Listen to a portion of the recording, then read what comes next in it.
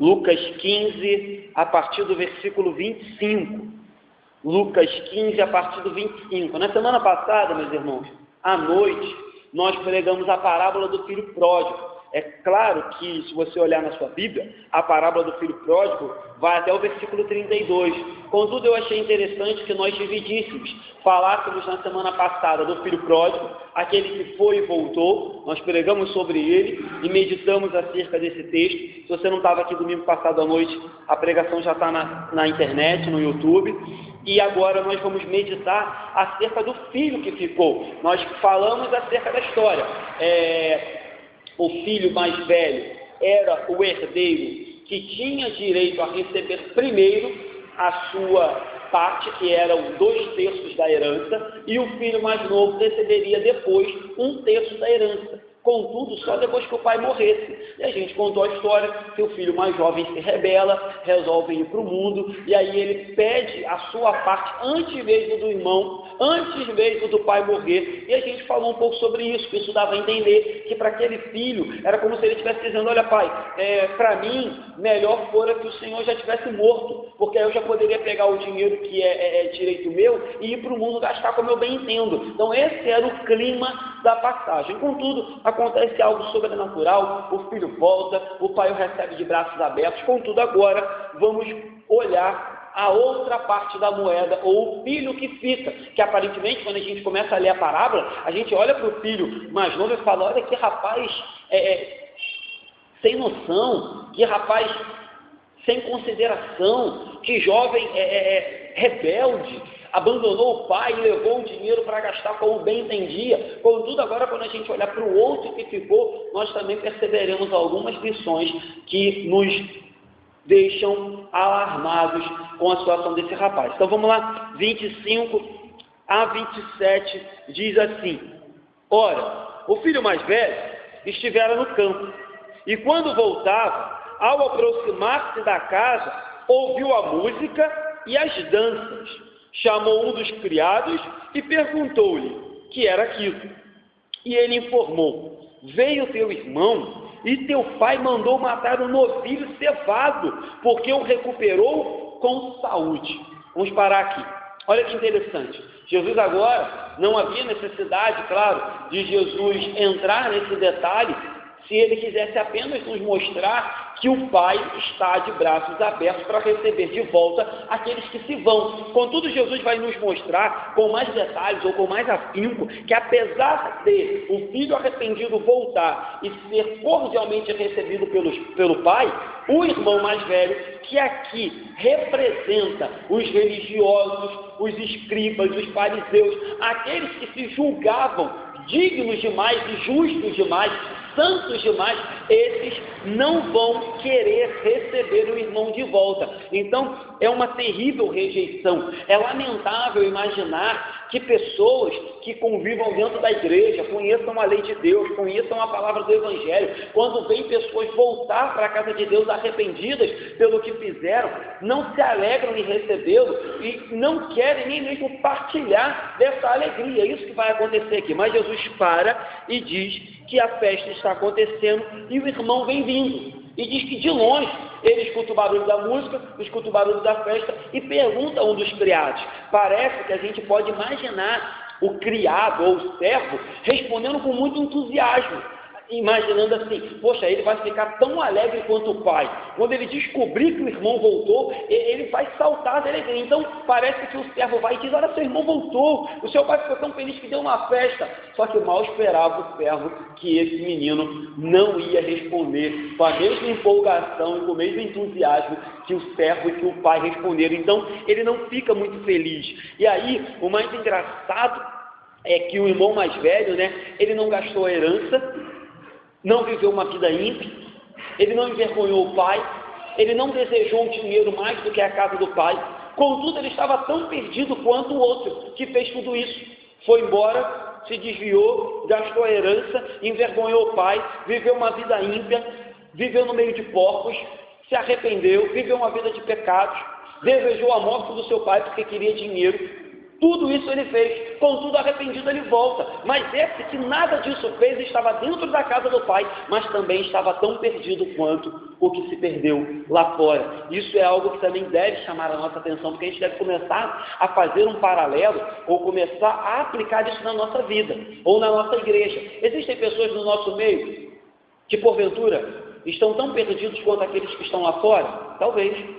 Existem pessoas que frequentam igrejas evangélicas e que talvez estão tão perdidos, tão ressentidos, com o coração tão endurecidos, com o coração tão cheio de mágoa, de rancor, de raiva, do que aqueles que estão lá fora? Provavelmente existe. E é isso que a gente vai avaliar aqui agora. Vamos lá, 28 a 30.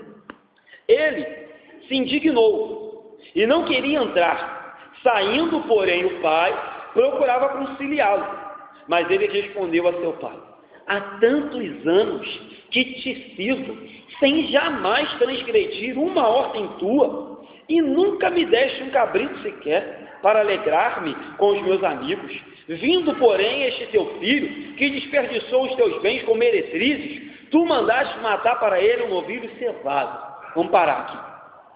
Repare a oposição para mim e para ele. Ele diz assim: tu nunca mandastes matar um novilho para mim, contudo fizeste para ele. Você percebe que o discurso dele já coloca em oposição ele e o irmão. O discurso dele já coloca em oposição, tipo, eu sou santo, eu sou justo, eu sou digno, eu nunca transgredi, eu nunca te decepcionei, eu nunca fiz nada de errado, eu nunca pedi a minha herança, contudo ele fez. Então você vê que o discurso dele já ressalta essa condição. Ele é um, eu sou outro. Ele é um miserável pecador, não é digno de perdão de nada, eu não. Eu sou um camarada santo, e lembra, eu repito sempre aqui na igreja, é como se ele estivesse dizendo: olha, eu tenho quase que direito à salvação. Eu tenho quase como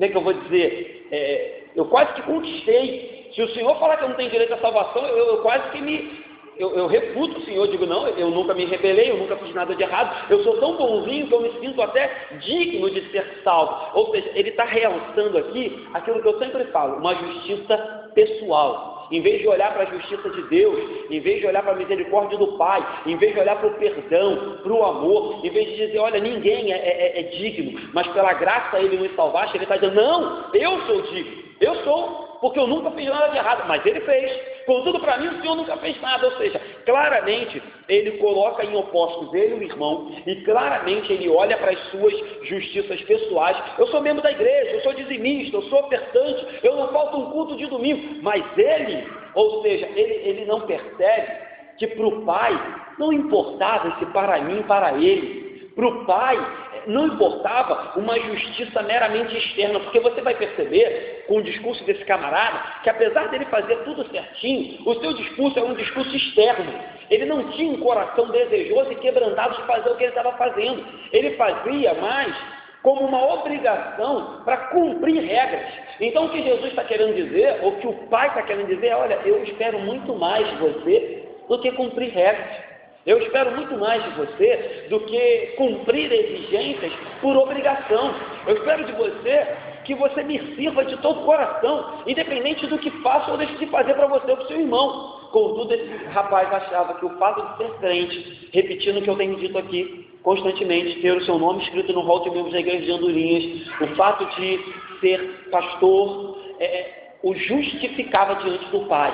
E aí não importa, bastava que o pai deveria reconhecê-lo mais do que o irmão. Outra coisa interessante é que o texto diz assim: ele não queria entrar. Havia uma festa acontecendo, ele não queria entrar. E aí o texto diz algo mais interessante, que nos surpreende. Eu disse que quando o pai vê o filho pródigo voltando, o pai corre na direção do filho. Aqui, o pai tem uma atitude parecida. O seu filho mais velho está do lado de fora, não quer entrar, de bico. O pai vai até ele e tenta reconciliá-lo. Enquanto ele está dizendo, este teu filho, o pai vira para ele e diz assim, meu filho. O pai o chama de meu filho, enquanto ele está apontando para o irmão, dizendo, olha, este teu filho não vale nada. não é digno de nada. Ele diz, olha, fica calmo, meu filho. E o pai tenta reconciliá-lo, mas, contudo, não é possível. Outra coisa interessante é que, se você olhar, ele diz assim, o Senhor nunca me deu nada. Contudo, ele está esquecendo que tudo que o pai tinha era dele. Sabe por causa de quê? Como que era a herança? Eu já falei. 2/3 era do filho mais velho, 1/3 era do filho mais novo. Quando o pai morria, o mais velho pegava 2/3 e o que sobrava era do mais novo. Contudo, lembra, o mais novo já pegou a parte dele, já foi embora. O que sobrou agora de 2/3 é tudo dele. Só, claro, haveria de esperar que o pai falecesse para que tudo fosse dele. Então, quando ele diz, o Senhor nunca me deu nada, ele está sendo injusto.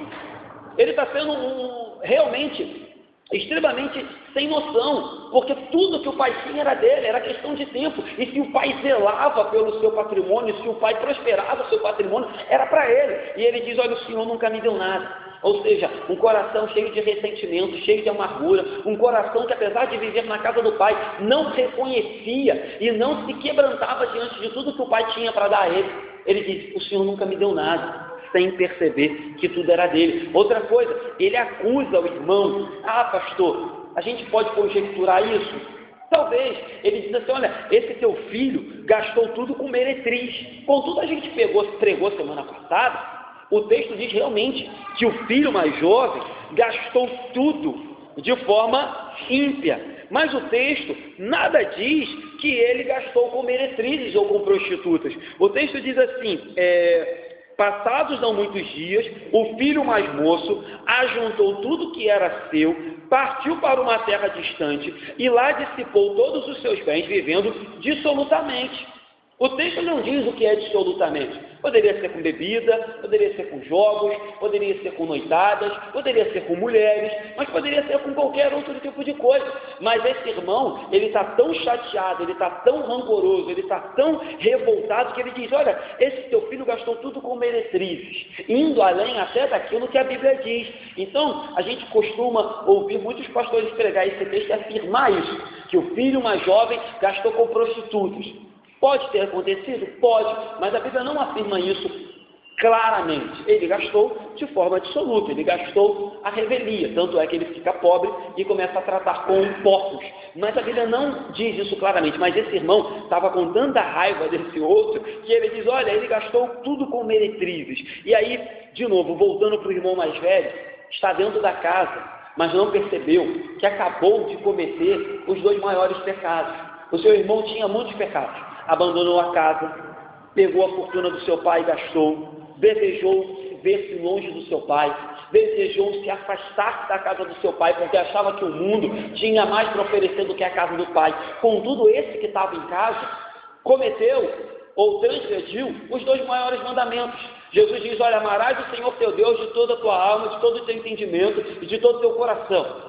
O que esse menino está fazendo quando ele desobedece o pai e afronta o pai é não amar Deus, porque o pai aqui representava o Pai Celeste, representava Deus. O pai aqui como um protetor, cuidador, amoroso, um pai reconciliador, representava aquilo que Deus faz com a gente. Quando ele se rebela para com o pai, ele está transgredindo o primeiro. O segundo maior mandamento de Jesus é, ame ao próximo como a ti mesmo. Quando ele não recebe seu irmão de volta de braços abertos, ele está transgredindo também o segundo mandamento. Ou seja, o segundo maior mandamento, ele não ama o pai como deveria, e aí faz com que ele não ama o pai, não ama o irmão, transgride os 2 mandamentos. Ou seja, temos alguém dentro da casa de Deus, temos alguém religioso, temos alguém extremamente conhecedor da Bíblia, temos alguém que toca no ministério de louvor, que participa dos cultos da igreja, mas que não entende o que é amar ao Pai e o que é amar ao próximo. Alguém que não entende o que é ter um coração perdoador e misericordioso. Mas, continuando aqui, veremos que, e além disso, ele vivia na casa do pai, contudo, ele não acreditava ou ele não confiava no julgamento do pai. Perceba, o menino volta, o pai julga que ele era digno de perdão, mas esse filho achava que sabia mais do que o pai, porque ele achava que aquele filho não era digno de perdão. Então o pai diz, esse meu filho estava morto e reviveu, estava perdido e foi achado, nos alegremos. Ele diz, não, ele não tem direito a essa festa. Ou seja, ele vivia na casa do pai, mas se achava mais sábio do que o pai. vivia na casa do pai, mas se achava mais digno de julgar os homens do que o pai. Vivia na casa do pai, mas não confiava, dizia: pai, olha, acho que o senhor está meio perdido, acho que o senhor não está sabendo discernir o que esse teu filho fez, então não faça isso, não perdoe. Ele vivia na casa do pai, mas não se sentia livre. Ele diz: olha, eu vivo aqui, mas eu nunca me alegrei com os meus colegas, eu faço tudo certinho e nunca tive uma festa. Algumas pessoas vão entrar no mérito de que provavelmente também, e aí é claro, a gente tem que falar na esfera humana, porque se a gente está usando esse texto dizendo que esse pai representa o Pai Celestial, não pode haver erro nesse pai. Mas algumas pessoas tentam aplicar esse texto de forma prática e humana e dizer que muitas das vezes, as famílias realmente deixam a desejar com um filho em detrimento de outro. Isso também não é incomum. É muito comum você ver alguns pais dando mais para um do que para outro, fazendo festa para um e não fazendo para outro. Isso é comum, sim. Isso deve ser tratado, isso deve ser pregado, isso deve ser orientado, sim, na igreja, para que os pais não tenham distinções entre filhos, ainda que os filhos sejam completamente diferentes, ainda que a maneira dos filhos corresponderem ao que o pai faz é completamente diferente. Às vezes o pai faz uma coisa por um filho, ele é completamente grato, faz pelo outro a mesma coisa, e ele não tem a mesma personalidade. Contudo, a gente não pode dizer que aconteceu isso nesse caso, porque a gente está dizendo que esse pai representa o Pai Celestial. Então o Pai Celestial faz festa para todo mundo, o pai recebe todos os braços abertos, o pai tem uma morada eterna para todos, o pai tem lugar na mesa para todos. Então cuidado também com essa aplicação. Alguns pegam esse texto para usar para pregação para a família e dizem isso: olha, cuidado, está vendo? Esse pai nunca fez uma festa para aquele que ficou em casa. Cuidado quando a gente pegar esse texto com esse viés, porque aí a gente está dizendo que o Pai Celestial faz festa para um, mas não faz festa para outro. Não é isso. Na verdade, o que está acontecendo aqui é que esse filho vivia dentro da casa do pai, mas se sentia um escravo. Ele se sentia mais servo do que filho. Ele vivia na casa do pai, mas para ele, vir para a casa do pai era um julgo. Domingo, tem que ir para a igreja de novo. Terça-feira, reunião de oração. Escola dominical de novo. Já sei o que vão falar, já conheço todo esse tema. O pastor vai pregar Lucas de novo. Era fardo, era pesado, era difícil. Não é porque não tinha uma festa. Havia uma festa acontecendo domingo após domingo, mas para ele não era mais festa. Era serviço. Lá vou eu, estou na escala de novo da porta. Lá vou eu, hoje eu tenho que tocar de novo. Lá vou eu, hoje eu tenho que pregar de novo. Hoje é meu dia de dar aula, tem que estudar. Ou seja, não é que não acontecia, tinha festa todo domingo, mas para ele não era festa. Virou serviço, virou trabalho, virou rotina. É festa todo domingo à noite. Jesus nos visita, mas para ele já é a mesma coisa. O ar já é muito gelado, ou faz muito calor, o pastor fala muito rápido ou muito devagar, o louvor é sempre o mesmo, ou seja, virou rotina. Então cuidado, eu prefiro aplicar o texto dessa maneira.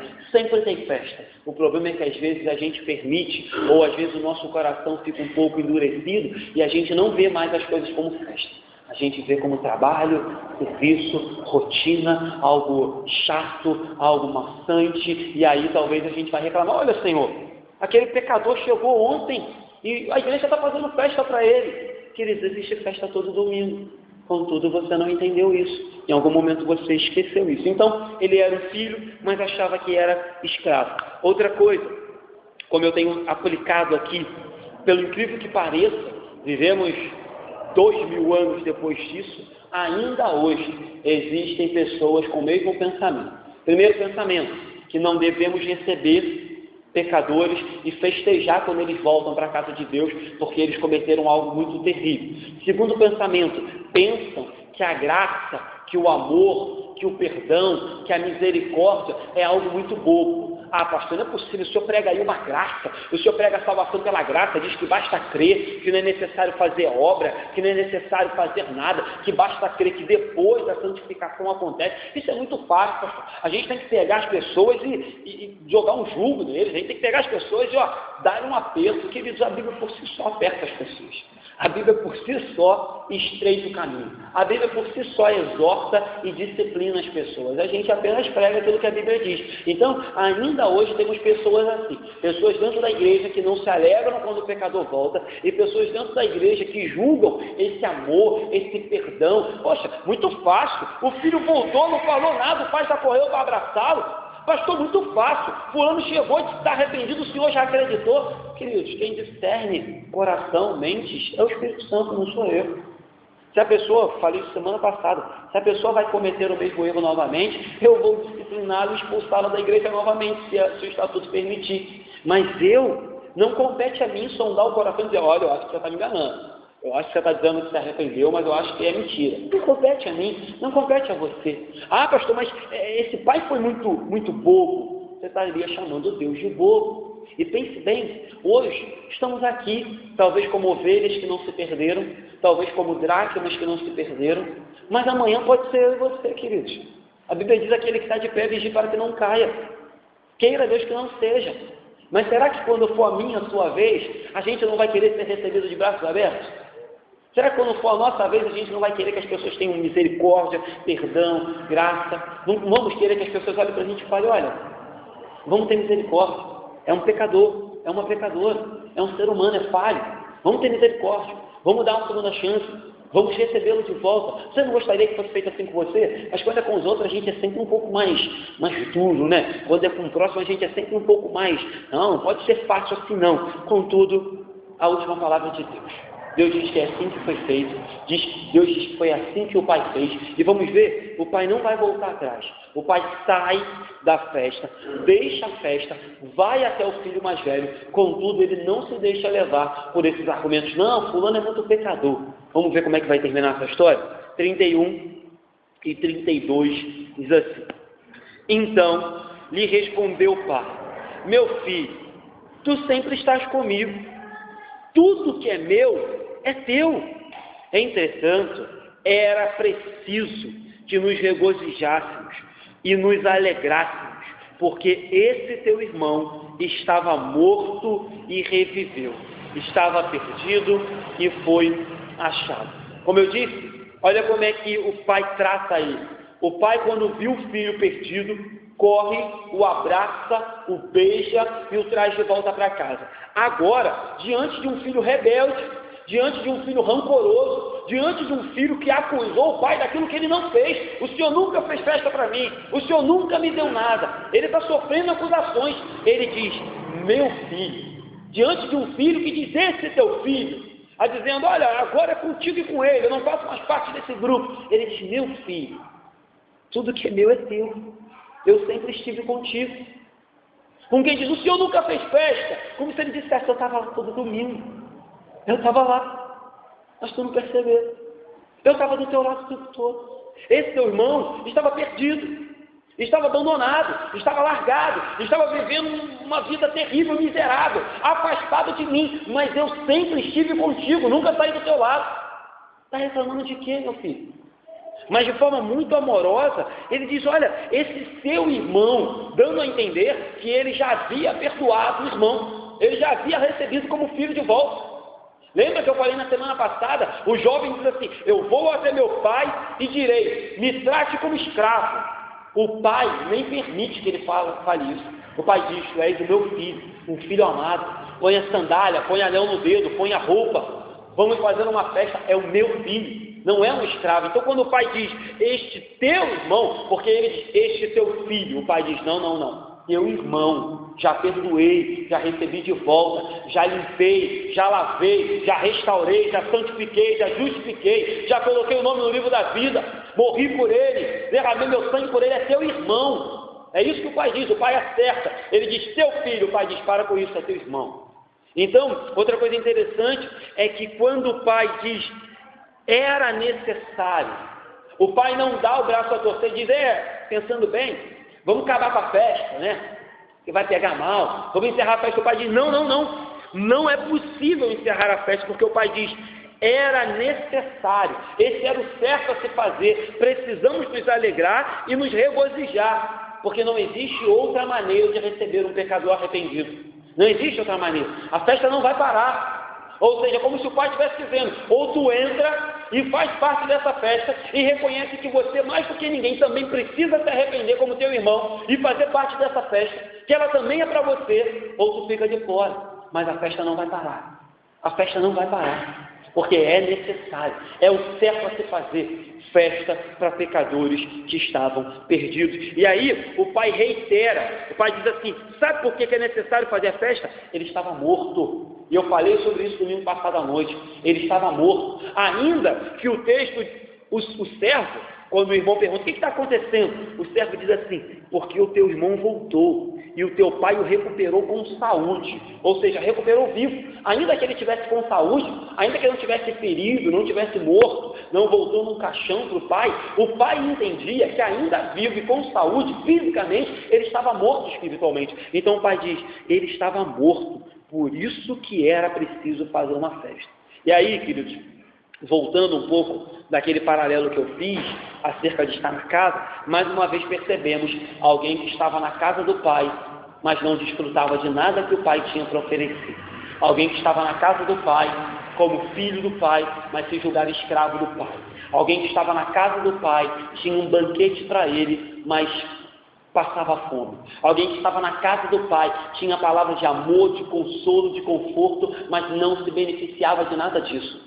Alguém que estava na casa do pai, tinha os seus pecados perdoados, tinha a graça derramada, mas preferia confiar nas suas verdades pessoais. Eu sou um filho que nunca fiz nada de errado, eu mereço salvação, eu mereço estar na tua casa. Ou seja, temos alguém dentro da casa completamente perdido. Pessoas dentro da igreja perdidas, pessoas religiosas perdidas, é isso que temos. Jesus não nos diz como que ficou o final dessa história. Não diz se o filho aceitou, o filho mais velho, não diz se ele se arrependeu, não diz se eles se reconciliaram, porque o que Jesus quer, acima de tudo, é que nós olhemos para essa parábola e vejamos cada um de nós nela, vejamos a nossa vida nela. Ah, pastor, mas hoje eu não me enquadro em nenhum dos dois aspectos. Não sou nem o filho perdido, filho pródigo, e nem sou o filho mais velho. Amém. Mas guarde isso no fundo do seu coração, porque não sabemos o dia de amanhã. Ou, ainda que o amanhã não faça com que você não se enquadre em nenhum desses aspectos, um dia você já foi um filho pródigo. Então Jesus não está interessado em dizer como terminou. Ele está interessado que eu e você leiamos esse versículo, esse capítulo, e olhemos para a nossa vida e possamos dizer, quais lições eu posso tirar disso aqui? Um dia eu já fui filho pródigo, e quando eu vim, como me receber? De braços abertos. Disseram que Jesus me amava. Hoje, eu estou na casa do Pai. Como devo receber aqueles que estão vindo? Da mesma maneira que me receberam? Ou com o coração fechado e com desconfiança? Como devo me portar? Como filho mais velho?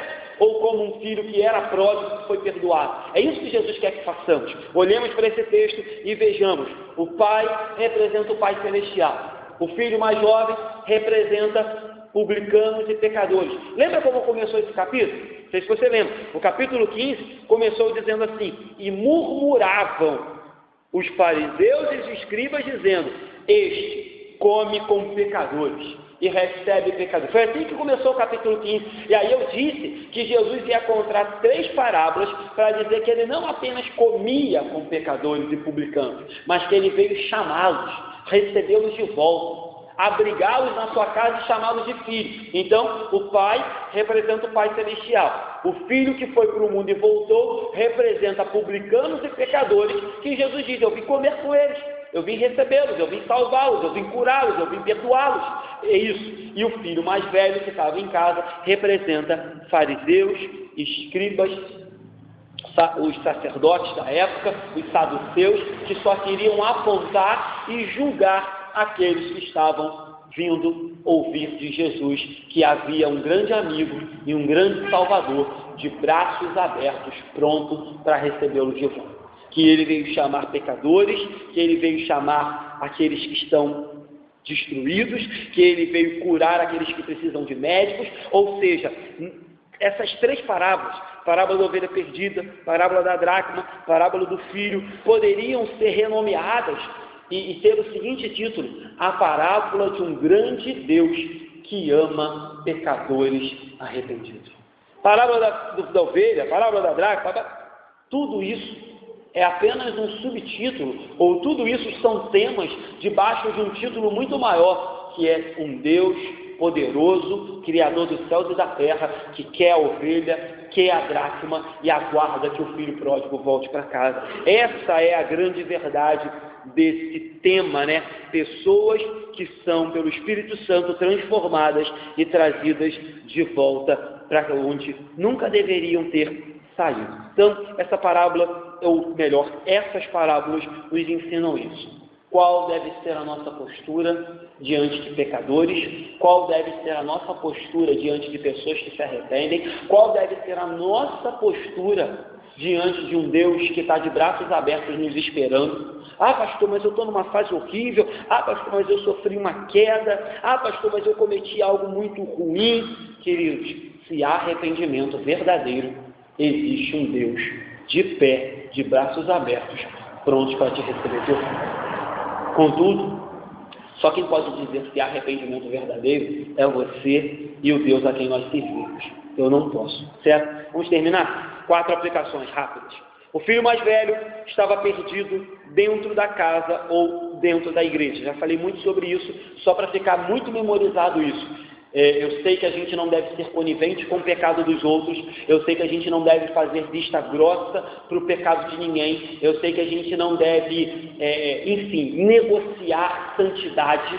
Contudo, nós somos muito rápidos em apontar o dedo para aqueles que estão lá fora. Contudo, esquecemos às vezes que existem pessoas aqui dentro que também estão perdidas, precisando ouvir de Jesus Cristo. Isso justifica o erro das pessoas que estão lá fora? Não, mas isso faz com que a gente seja um pouco mais misericordioso com as pessoas.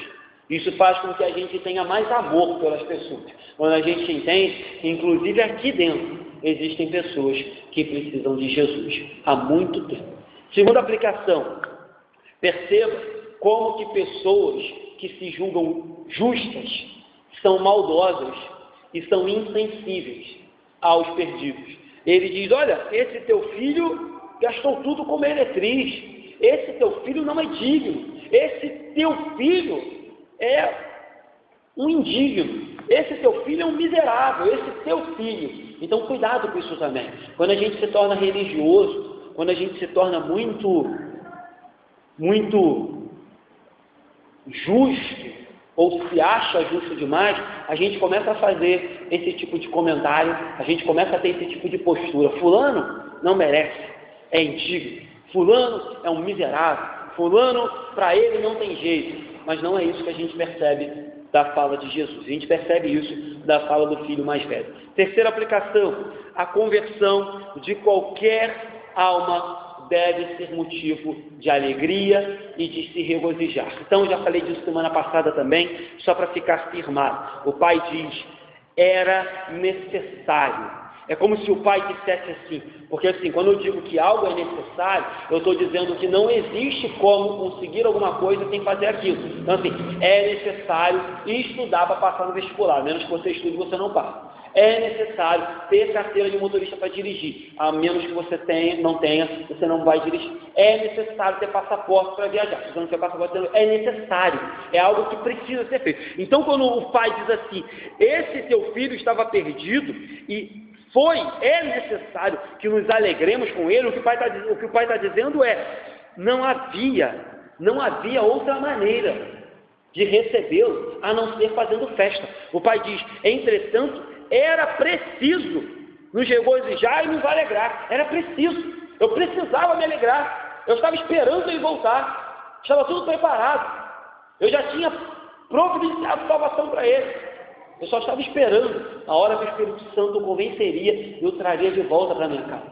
Então, é necessário, é preciso. Então, a nossa postura deve ser assim.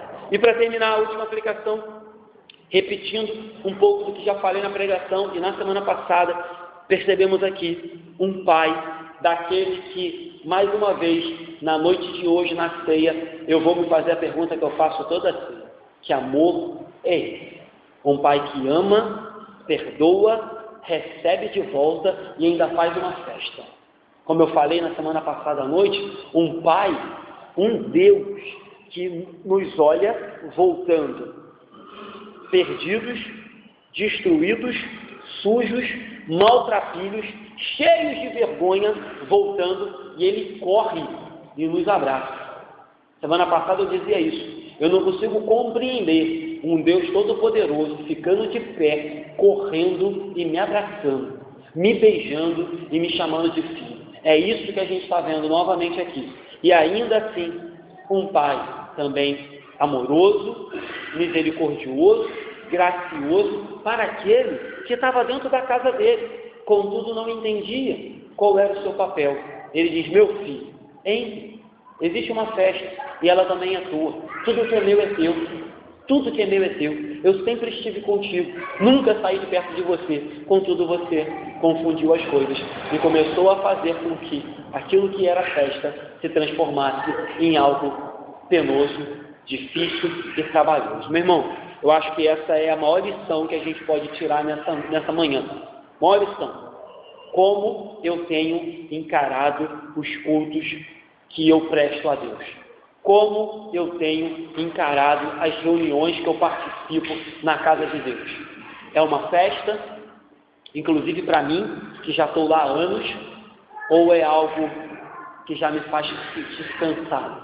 É algo que já me faz sentir sem vontade? Eu acho que essa é a maior de todas as lições. Várias lições podem ser tiradas daqui, depois você releia em casa, faça perguntas ao texto, questione o texto, mas a maior de todas as lições é: como têm sido os meus domingos, de festa ou de escravidão, de alegria ou de serviço pesado, de regozijar, de desejar que novas pessoas se acheguem, de convidar pessoas para se arrependerem, de gostar, de desejar de ver os irmãos aqui, de olhar para o lado e sentir falta daqueles que tem tempo que não vêm, ou tem sido algo que eu já, quando acaba, faço: ainda bem que acabou, eu estava doido para ir para casa ver o Fantástico, ainda bem que acabou, eu estava doido para ir para casa ver o meu time jogar. Cuidado com isso, queridos, que essa seja a maior de toda a lição que vamos tirar nessa manhã. Claro, eu acho que não poderia colocar ela acima do fato de que Deus nos ama, nos perdoa e nos recebe. Isso é fato. Mas abaixo dessa verdade, que Deus nos ama, nos perdoa e nos recebe, pense como têm sido as festas na casa de Deus com Ele. Amém? Vamos terminar?